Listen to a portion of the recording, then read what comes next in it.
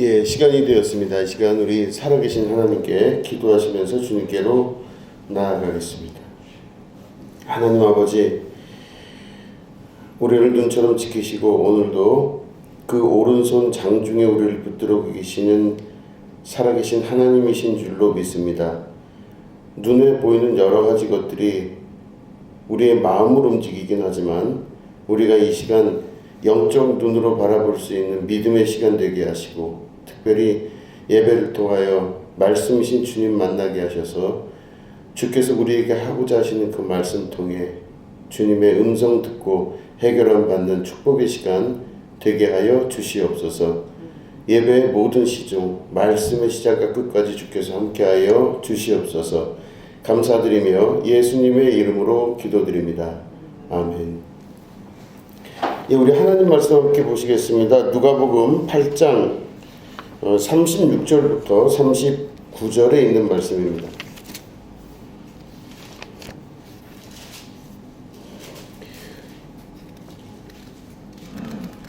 예, 누가복음 8장 36절부터 39절을 우리 교독하여 읽도록 하겠습니다.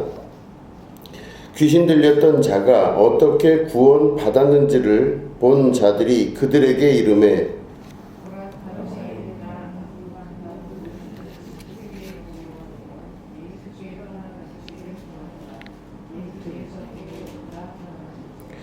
귀신 나간 사람이 함께 있기를 구하였으나 예수께서 그를 보내시며 이르시되,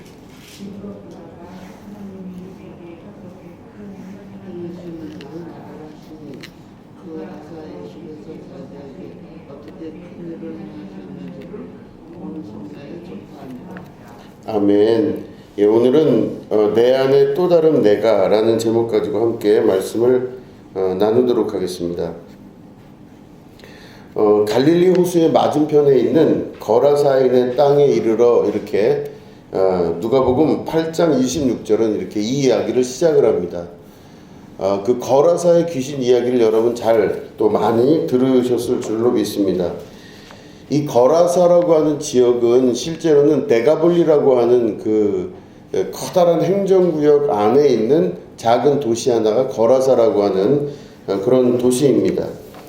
데가볼리라고 하는 그 행정구역은 10개의 도시가 모여져 있는 그 도시가 바로 데가볼리라고 합니다. 그러니까 우리로 치면은 뭐 강서구, 그럼 강서구 안에 뭐 무슨 동 해갖고 한 10개의 동이 모여 있는 그곳, 그럼 강서구가 바로 데가볼리라고 하는 이제 그런 행정구역이겠죠.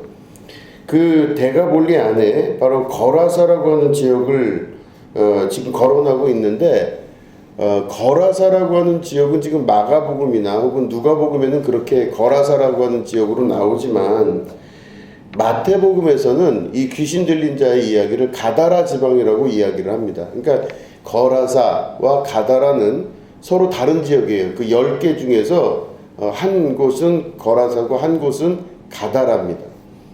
근데 이제 이 두 지역에 대해서 아마 이 성경을 적어나간 필자가 어떤 방식으로 이걸 들었는지 모르겠으나 중요한 것은 둘 다 데가볼리라고 하는 지역 안에 들어가 있는 지역 그 이름이라고 볼 수가 있는 것입니다. 데가볼리는 10개의 도시가 모여져 있는 행정구역이라고 말씀을 드렸는데, 그 당시에 로마가 그 지역 전체를 다 이렇게 점령하고 있던 그런 시대였습니다. 그래서 예루살렘, 이스라엘도 점령하고 있었고, 그 갈릴리 호수 북쪽에 있었던 이 데가볼리 지역도 로마가 지배하고 있었던 이제 그런 지역입니다. 그런데 로마의 군대가 보통 이렇게 그 주둔하고 있는 지역들이 있는데, 데가볼리라고 하는 이 지역이 로마가 주둔했던 대표적인 지역이라고 볼 수가 있습니다. 그러니까 로마의 군대가 그 이제 여러 그 근처에 있는 여러 나라들을 이렇게 간섭하기 위해서 군대를 보내서 그 군대가 거기서 군인 그 지역처럼 이렇게 다스리고 있는 거죠. 그럴 때 이쪽 예루살렘이나 이스라엘 전역은 조금 그 군대의 영향에서 조금 벗어나 있는 이제 그런 행정구역이었습니다. 그런데 이 데가볼리 지역은 이제 우리나라로 치면은 동두천, 뭐 파주 이런 데 보면 이렇게 그 군인들이 많이 있지 않습니까? 군대들이 많아요. 그런 지역과 같이 이 거라사라고 하는 지역이랑 가다라, 그러니까 전체적으로 보면 데가볼리라고 하는 지역은 군대 문화가 형성되어 있던 그런 지역이라고 볼 수가 있습니다. 그런데 여러 자료들을 보면 그 데가볼리 지역에 있었던 그 많은 군대들이 있는데 그 군대들의 성격이 로마의 역사상 제일 강력하고 무시무시한 군대들이 거기에 지역에 이렇게 들어가서 주둔을 하고 있었다라고 여러 자료들은 이야기를 하고 있습니다. 그러니까 아주 그 잔인하고 무서운 로마의 군대들이 이제 그 안에 이렇게 장악을 하고 있었던 이제 그 지역이 바로 데가볼리라고 하는 지역이에요. 근데 예수님께서 이제 그쪽을 지나가셨다고 지금 오늘 말씀은 기록되어 있습니다. 그러니까 예루살렘이나 이쪽으로 가신 게 아니라 예수님이 갈릴리 북쪽에 있는 이 데가볼리 지역을 쭉 가셨어요. 그런데 이쪽으로 왜 가셨을까? 이렇게 생각을 해보면 그 이스라엘 사람들은요, 유대인만 구원받는다고 믿잖아요. 선택된 민족입니다 해서 선민, 우리만 구원받는다 이렇게 생각을 했는데 예수님이 그 데가볼리 지역을 지나가시다가 거라사라고 하는 곳을 지나가시게 됐는데 그 지역이 보면 유대인들이 사는 지역이 아닐 것이라고 추정을 합니다. 유대인들이 그곳에 살지 않는다고 추정을 해요. 어떻게 이걸 추정할 수 있느냐? 여기 보면 거라사에 귀신 들린 자가 예수님을 만났는데 넌 누구냐? 그랬더니 나는 군대입니다 이렇게 얘기를 해요. 그럴 때 예수님이 뭐라고 말씀하시냐면 이 안에 있는 그 귀신, 그 사람 거라사 귀신 들린 자 안에 있는 귀신에게 명령해서 저 돼지떼에게로 들어가라 이렇게 얘기를 해요. 그럼 이제 돼지떼에게로 막 그 귀신들이 들어가서 돼지떼가 이제 물속으로 막 뛰어들면서 몰살을 했는데 그때 그 돼지떼를 치던 그 사람들이 막 무서워가지고 급하게 자기 마을로 막 돌아가서 이런 일이 있었다라고 막 전파하는 장면이 나옵니다. 그걸 보시면은 이스라엘 사람들은 돼지를 먹었을까요? 안 먹었을까요? 안 먹었어요. 그 이스라엘 사람들은 돼지를 먹지도 않았을 뿐더러 그렇기 때문에 또한 돼지를 치거나 돼지를 이렇게 기르거나 그렇게 하지를 않았다는 겁니다. 그러니까 결국에는 이런 방식으로 봤을 때 그 데가볼리 지역에서 돼지떼가 있었다라고 하는 걸 보면 그 지역은 유대인 거주 지역이 아닌 이방인 거주 지역이라고 볼 수가 있는 것입니다. 그럴 때 예수님께서 이 데가볼리 지역으로 가셨어요. 그런 걸 보면 그 예수님의 사역 자체가 이 이스라엘 사람들이 볼 때는 자기들을 위해서 구원하러 오신 그 그리스도가 아니라고 생각을 하는 거예요. 왜냐하면 이스라엘 사람들은 항상 우리만 구원받는다고 생각했거든요. 이스라엘만 선택된 민족이고 이스라엘만 구원받는다고 생각했는데 예수님께서 가신 지역과 거기서 그들의 죄를 사하시고 귀신을 내쫓고 하는 사건들을 보니 유대인과 상관이 없는 이방인들에게 예수님께서 다가가신 것을 볼 수가 있는 겁니다. 예수님은 유대인들만을 위한 예수님이 아니시라고 하는 뜻이죠. 모든 이방인들과 그 당시에 택함받지 못한 사람들이라고 믿었던 많은 사람들을 위해서 예수님께서 오신 것입니다. 그래서 이 이야기의 중심은 바로 뭐냐면 예수님께서 데가볼리 지역 거라사라고 하는 지역을 가셔서 복음을 전하시고 그 안에서 구원을 이루신 사건을 보시면 이스라엘 사람들이 믿고 있었던 자기들만 구원받는다는 그 믿음, 이거는 잘못된 믿음이라는 것을 예수님께서 말씀을 간접적으로 하고 계시는 것이에요. 결국에는 예수님의 그 말씀은 직접 말씀하지 않으셨다 할지라도 이런 예수님의 행적을 통해서 그 구원은 이제부터는 이스라엘 사람들의 혈육에 의한 구원이 아니라 그 예수님의 말씀을 믿고 또 예수님이 그리스도 되심을 믿는 자들에게 구원이 임할 수 있다라고 하는 놀라운 하나님의 계획을 예수님을 통해서 말씀하고 계시는 것입니다. 자, 그래서 이제 이 거라사 지방에 예수님이 오셔서 그 귀신 들린 자를 이제 만나게 돼요. 그런데 보면 예수님이 그 귀신 들린 자를 부른 것이 아닙니다. 성경을 다 봐도 너 일로 와라 이렇게 말씀하지 않으셨어요. 그 귀신 들린 자가 오히려 뛰쳐나와서 예수님에게 막 다가갑니다. 그래서 예수님한테 가서 예수님과 내가 무슨 상관이 있습니까? 라고 물어봐요.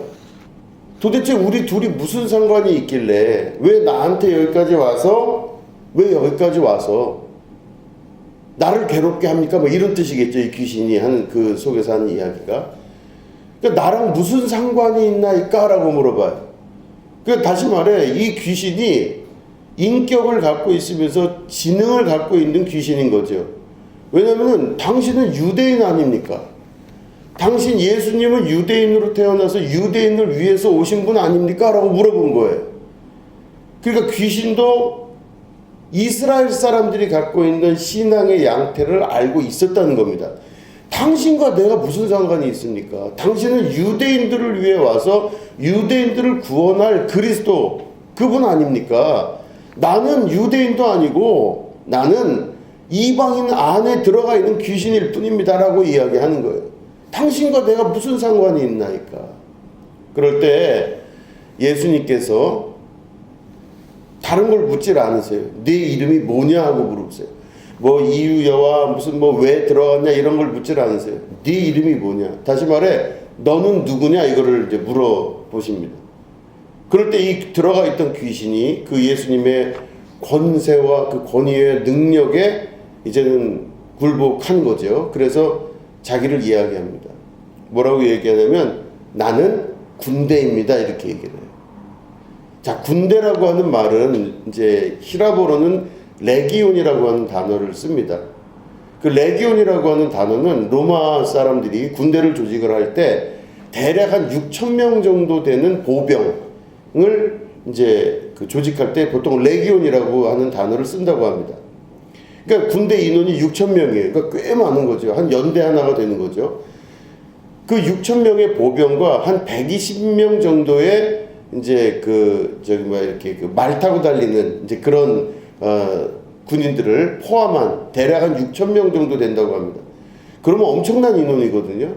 그 6천 명 되는 인원의 군대가 바로 이 귀신의 숫자인 거예요, 지금. 너 누구냐 그랬더니 레기온입니다 그래요. 네, 군대입니다. 그러니까 이 군대라고 한 말은 그 안에 6천 명의 귀신이 들어가 있다는 거죠.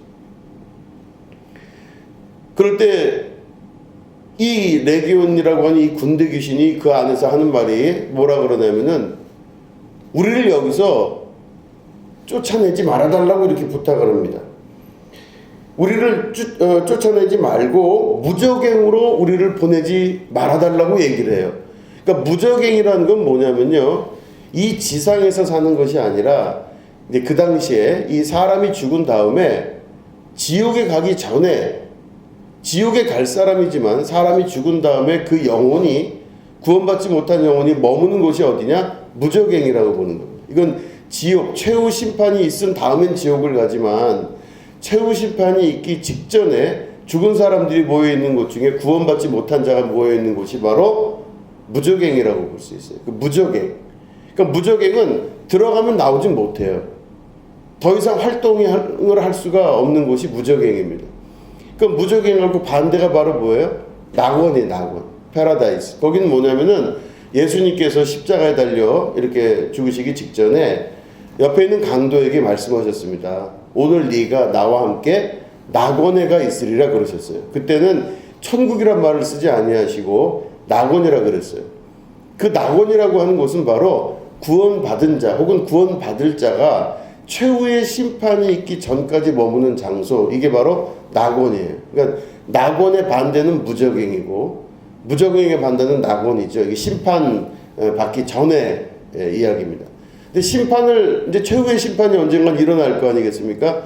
하나님의 나라 안에서 분명히 우리가 이 땅에 다시 예수님이 오시면 우리가 이제는 새로운 하나님의 나라 심판의 때에 심판을 딱 받고 나서 가야 될 곳이 천국과 지옥이라고 이제 우리는 알고 있죠. 그러면 이제 그때는 천국과 지옥이지만 그 전에 있는 장소가 바로 무적행이에요.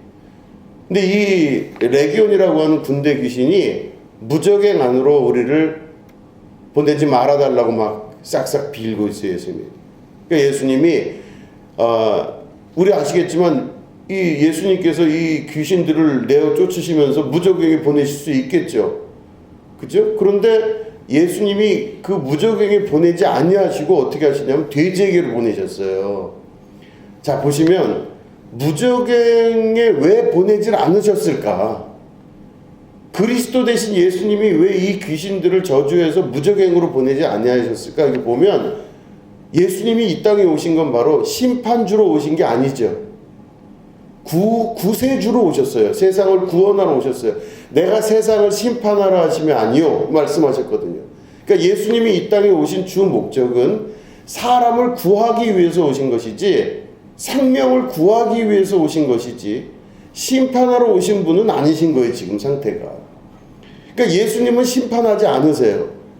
그렇기 때문에 그 예수님을 볼 때 우리는 하나님의 사랑에 온전하신 분이라고 우리가 인정하고 하나님의 사랑에 완전하신 분이라고 우리는 오늘 그 예수님을 인정하고 찬양하는 것이죠.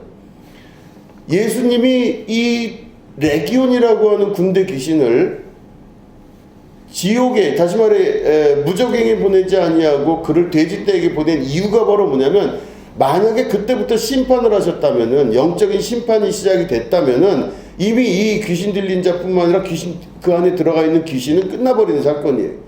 근데 돼지떼에게 보내신 이유가 심판주가 아니라는 뜻입니다. 그렇기 때문에 예수님을 심판주로 오해하는 사람들은 예수님을 잘못된 방식으로 이해하는 사람들이죠. 예수님은 구세주로 오셨습니다. 세상을 구원하기 위해서 오신 우리의 그리스도가 되신 분이세요. 그래서 그 예수님이 구원하러 오셨다는 것을 이 말씀을 통해서도 간접적으로 우리에게 말씀하고 계시는 것입니다. 그래서 이제 그 레기온이라고 하는 군대를 명령해서 돼지떼기로 들어가라 이렇게 말씀하셨어요. 그랬더니 돼지떼기로 막 들어갔더니 이 돼지떼들이 막 난리가 나가지고 있다가 다 물로 들어가서 죽어버리고 말았어요. 그럴 때 사람들이, 이 돼지를 치던 사람들이 예수님에게, 예수님의 이 사건을 보고 막 마을로 내려가서 난리가 났어요. 이런 일이 있다, 이런 일이 있다고 막 전달이 됩니다. 그럴 때 이 마을 사람들이 그 예수님의 소문을 듣고 또 거기서 귀신 들렸던 그 거라사인의 광인, 이 귀신 들린 자가 똑바르고 정신이 똑바른 상태로 내려오는 걸 봤어요. 예수님하고. 그랬더니 사람들이 엄청 놀란 겁니다. 아니, 저 사람이 어떻게 이렇게 됐을까? 저 사람이 어떻게 귀신이 나갔을까? 아마 그렇게 봤겠죠. 그러면 그런 엄청난 일이 벌어졌어요. 저 사람 안에 귀신이 들어가 있어서 저 사람을 매일 자기가 자기 몸을 해하고, 저 사람은 옷을 거의 입지 않았다고 성경은 기록되어 있어요. 빨개 벗고 돌아다니고 막 부끄러움도 모르고 이랬던 사람이 온전한 정신으로 제대로 들어오니 얼마나 대단하겠어요. 이 사람을 보면 많은 사람들이 원래는 크게 감동을 하고, 너무너무 큰 감동을 하고, 지금 오신 분이 누구십니까? 그래서 예수님이시고 그리스도 되신 분이십니다 라고 만약에 그 이야기를 누군가가 하면은 그걸 감사하게 받아들이고 예수님을 영접하고 자기들도 이방인의 땅에까지 구원의 역사를 이루신 주님을 찬양합니다. 이러면 참 좋을 텐데요. 그죠? 그리고 우리가 생각할 때는 사람들은 다 그러리라고 생각을 해요. 이런 놀라운 역사가 일어나면 우리가 구원을 받고 그 은혜 가운데 이 모든 게 일어났기 때문에 예수님을 잘 영접하고 믿을 것 같아요. 그런데 사람들의 반응이 전혀 달라요. 사람들이 뭐라 그랬냐면 무서워서, 두려워하며 빨리 여기서 예수님이 떠나가기를 간절히 구했대요. 자, 이걸 보면 예수님이 기적을 일으키시고 이 사람들에게 놀라운 역사를 일으키셨지만 그 사람들의 마음의 상태는 지금 이 거라사인의 이 광인, 이 귀신 들린 자가 정상이 된 거는 별로 중요한 게 아니에요. 이 사람들은 지금 자기들의 마음이 무지하게 강팍한 삶을 사는 사람들이었습니다. 이 사람들이 먼저 바라본 거, 이 사람들은 예수님을 구원자와 구세주로 바라보지 못하고 첫 번째 바라본 건 무서운 사람이다. 예수님을 바라볼 때 귀신을 내쫓는 권세가 있구나. 두 번째, 그나저나 저 돼지 떼는 어떻게 하나. 그러니까 돼지를 수천 마리가 죽었을 거 아니겠습니까? 돼지가 수천 마리가 죽었어요. 왜냐하면 레기온 군대라 그랬으니까 말씀드린 대로 6천 명이라는 군대가 있잖아요. 그럼 6천 명의 개별적 이제 죽은 귀신들이 6천 마리 이상 되는 아마 돼지에게 들어갔겠죠. 개별적으로. 이 들어가서 6천 마리가 됐든 뭐 2천 마리가 됐든 돼지가 몰싸여 죽고 나니까 이 사람들의 머릿속에 있는 생각은 경제적인 생각밖에 들지가 않는 거예요. 다른 말로 하면 저 예수님이 이 동네에서 계속 머물렀다가는 싹 다 망하겠다. 돼지 농사 다 망치겠다. 큰일 나는 거예요. 이건 우리가 살던 방식대로 살아야지 뭐 구원이고 뭐고 별로 중요하지가 않아요. 하나님 나라와 그 평화로움과 천국이 내 안에 임한다고 하는 것들에 대한 생각이 이 사람들의 마음속에는 없는 겁니다. 그냥 살던 대로 사는 거예요. 종으로 살아도 그냥 종으로 사는 게 좋은 거지. 노예로 살아도 노예로 사는 게 그냥 그렇게 살다 보니까 그렇게 사는 게 좋은 거예요. 이스라엘 사람들이 출애굽할 때 그 출애굽할 때 조금 있다가 먹을 게 없으니까 광야에서 모세를 향해서 막 어디 무덤 사람 죽어서 묻을 곳이 없어서 우리를 지금 여기까지 끌고 왔냐면서 막 소리를 지르고 막 반항을 하다가 그들이 한 말을 보면 우리가 그래도 애굽에서 있을 때는 고기 반찬도 먹었고 쑥도 먹었고 마늘도 먹었고 좋은 음식 그래도 노예 생활은 힘들었지만 먹을 건 먹지 않았느냐 이제 이런 이야기를 합니다.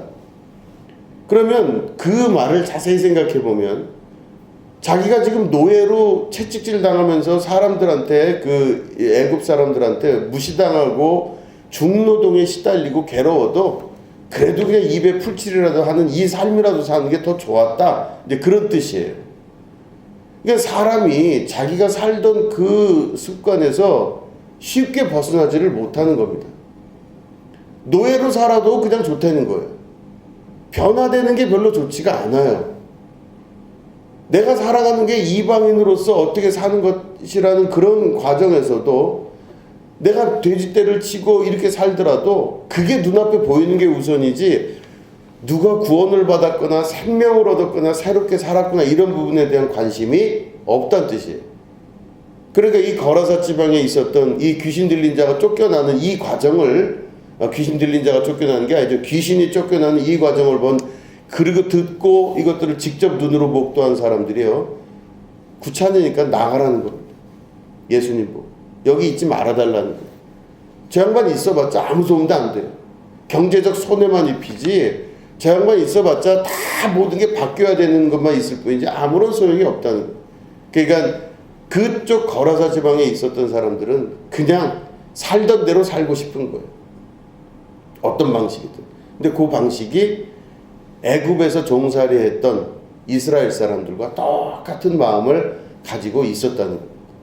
그러니까 가나안에 들어갈 수가 없는 노예의 정신을 갖고 있는 사람들인 거죠. 중요한 것은 당장 눈에 보이는 돼지떼에게 경제적 손해가 있다 할지라도 그 모든 일을 이루신 하나님의 구원의 역사가 나타나면 완전히 그 삶과 인생이 바뀌게 되는 줄로 우리가 믿어야 되는 것이죠. 인생이 바뀌고 삶이 바뀌고 우리가 눈으로 보이는 세계가 바뀌고 그 이후에 모든 게 다 바뀌는 어마어마한 구원의 역사가 그 안에 있는데 사람들은 살다 보면 그 안의 습관에서 절대 벗어나지를 못한다는 겁니다. 무엇이 귀중한 것인지, 무엇이 가장 소중한 것인지, 무엇이 먼저인 것인지를 우리가 잘 생각할 수 있다면 거라사인들의 이 중요한 결정, 예수님 이곳에 오셔서 이곳에 좌정하시고 이곳에서 복음을 전하시고 우리를 구원하시는 일에 함께 해주시면 감사하겠습니다. 이렇게 아마 예수님을 초청을 해야 될 텐데 그렇지를 못했다는 거죠. 예수님을 내 마음에 모신다고 하는 것, 또 예수님이 내 안에 계신다고 하는 것은 이 내용으로 봤을 때 얼마나 중요한 내용인지 모르는 겁니다. 거라사 사람들은 자기들 마음에 예수님을 모시지 못했어요. 왜? 앞으로 또 돼지떼를 혹은 다른 경제적인 손해를 입힐 수 있는 가능성이 있는 그분에게서 생명보다는 다른 거를 더 두려워했다는 것이지. 자, 이걸 보시면 그 안에, 사람 안에는 그래서 내가 무엇인가 더 중요하게 생각하는 것들이 분명히 들어가 있는 것입니다. 예수님보다 더 중요한 것들이 있는 거예요. 자기 안에 무엇인가가 습관적으로 가지고 있는 무엇인가가 있는 것이죠. 이 내용이 중첩되는 건데, 그게 바로 뭐냐면 내 안에 어떤 가치관이 있으면요, 그 가치관이 내 인생을 이끌어갑니다.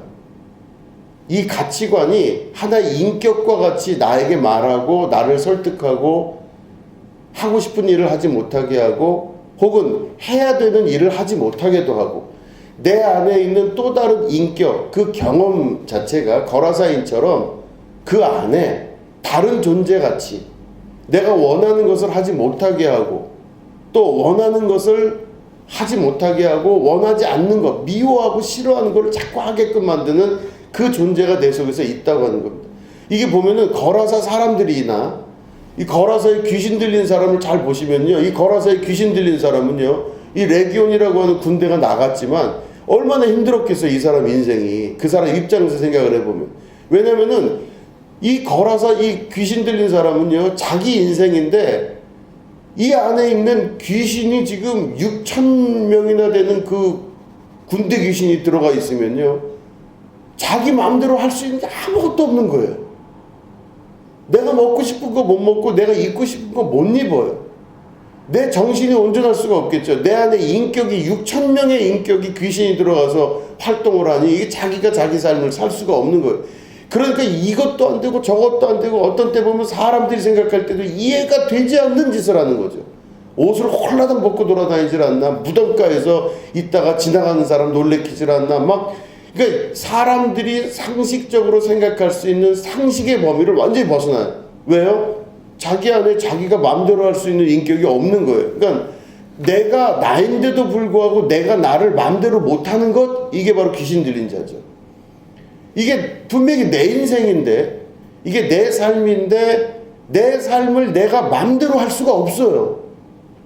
내가 내 뜻대로 어떤 뜻을 세워서 그것을 할 수가 없게 만드는 겁니다, 내 속에. 이게 거라사의 귀신 들린 자의 인생이죠.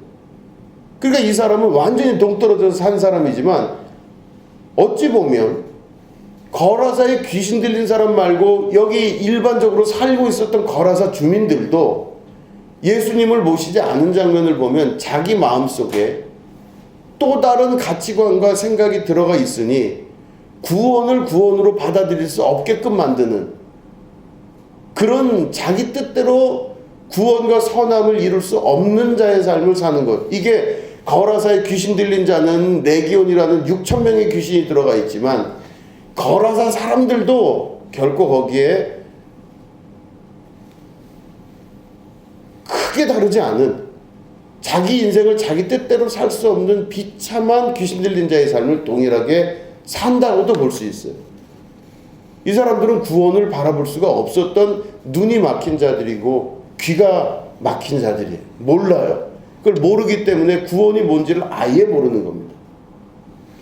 자, 그럴 때 이 말씀이 우리에게 시사하는 바가 뭐냐면, 우리도 현재 2022년을 살고 있는 우리도 우리 마음대로 가장 선한 것을 하지 못하고, 내가 해야 되는 것은 하지 못하고 내가 하기 싫어하는 것을 자꾸 하게끔 만드는 내 자신의 또 다른 인격이 내 안에 있을 수가 있다라는 것입니다. 우리 한번 성경을 보시겠습니다. 로마서 7장 우리 15절부터 보시겠습니다. 로마서 7장 15절부터, 우리 길지만 교독을 한번 해보겠습니다. 로마서 7장 15절부터 25절을 우리 교독하겠습니다. 내가 행하는 것을 내가 알지 못하노니 곧 내가 원하는 것은 행하지 아니하고 도리어 미워하는 것을 행함이라.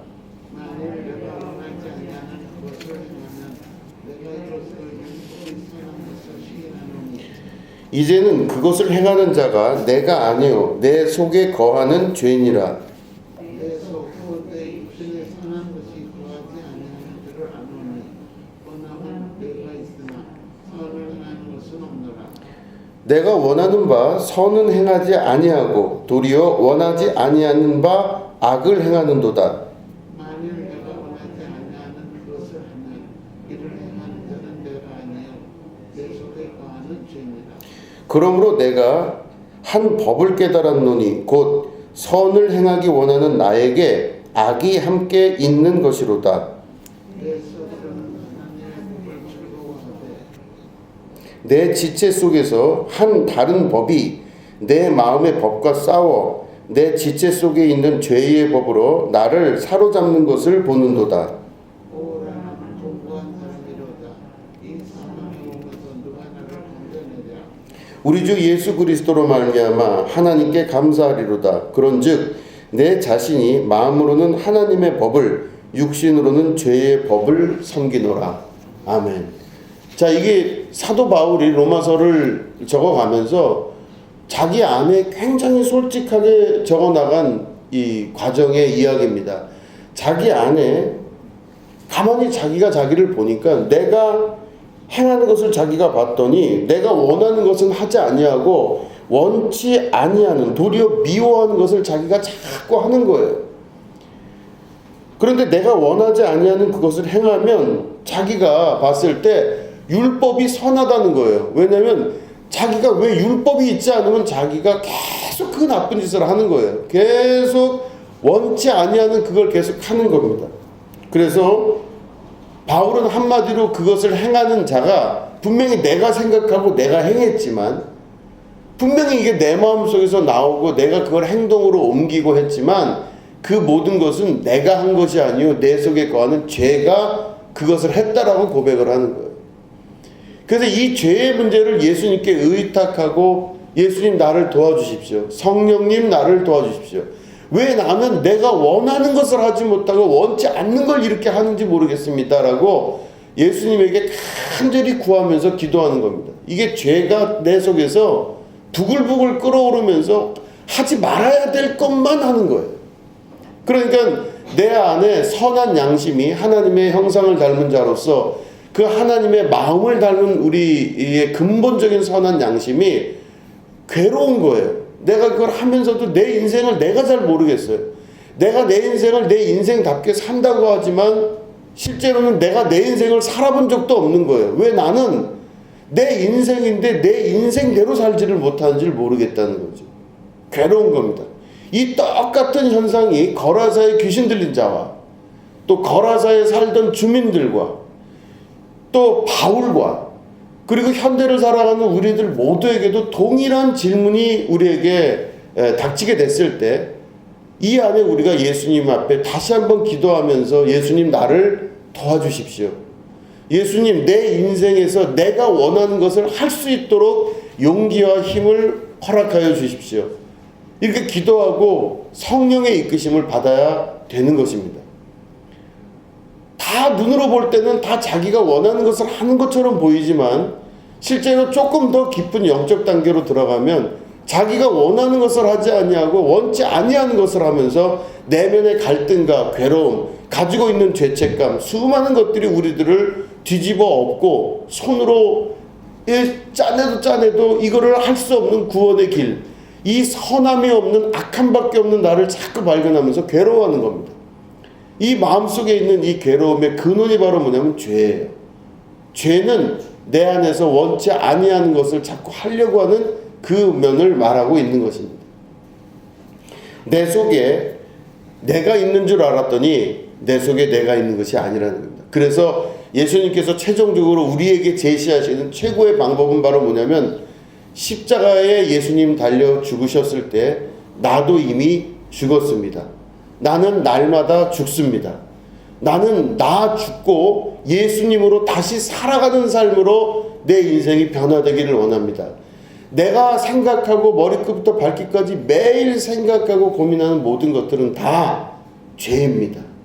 나는 그 죄인이오니 나를 예수님 십자가에 달라 죽으셨을 때 나도 역시 같이 죽은 줄로 믿고 오늘 새로 태어난 나로서 이제는 성령의 이끄심을 받는 거룩한 구원받은 자로서의 삶을 살 수 있도록 도와주십시오. 이렇게 되면 내 안에 죄와 내 본성이 같이 싸우면서 사는 것이 아니라 내 안에 주인 되시는 그리스도께서 나와 더불어 사시는 은혜와 축복의 삶으로 그 삶이 바뀌게 되는 것을 말하는 것입니다. 내 안에 너무너무 내가 많아서 계속적으로 나를 이끌어서 원치 않는 일을 하게 만들고 원치 않은 걸 보게 만들고 원치 않는 걸 듣게 만드는 이 과정, 이 안에는 바로 내가 주님 앞에 온전히 포기하지 아니하는 것들, 나라고 하는 자아라고 하는 또 다른 어찌 보면 거라사인의 귀신의 역사가 우리 모두 가운데 다 있다고 하는 것입니다. 이것들을 우리가 예수 그리스도의 이름으로 저주하여 내어 쫓고 그리스도의 거룩하신 평강, 평화 그리고 그 은혜가 여러분 안에서 다시 한번 재탄생하셔서 거듭나셔서 새롭게 태어나서 주님의 은혜 가운데 모든 것들이 합력하여 선을 이루는 그런 축복의 역사가 일어나시기를 주님의 이름으로 축원합니다. 기도하겠습니다. 하나님 아버지 감사합니다. 내 안에 내가 너무나 많고 그 여러 가지 각기 다른 욕심과 욕망의 인격들이 우리 안에 갈등을 일으키고 고민을 일으키고 하는 과정들을 경험하게 됩니다. 그러나 주님, 이 시간 우리가 다시 한번 간절히 구하옵기는 내 안에 오셔서 우리 예수님께서 좌정하시고 주인 되어 주시고 통치하시고 다스려 주셔서 주님의 역사가 우리 삶을 통해 이끄시는 축복의 거듭난 자녀가 되게 하여 주시옵소서. 새 생명의 역사가 우리 가운데 이루어지는 축복의 자녀가 될 수 있도록 도와주시옵소서. 오늘 예배 가운데 함께하는 우리 주님의 거룩한 구별하신 성도들에게 함께 하셔서 그 마음에 새롭게 됨으로 말미암아 변화받아 하나님의 나라를 소유하고 그 마음에 천국의 평강이 임하시는 축복의 역사 있게 하여 주시옵소서. 감사드리며 예수님의 이름으로 기도드립니다. 아멘.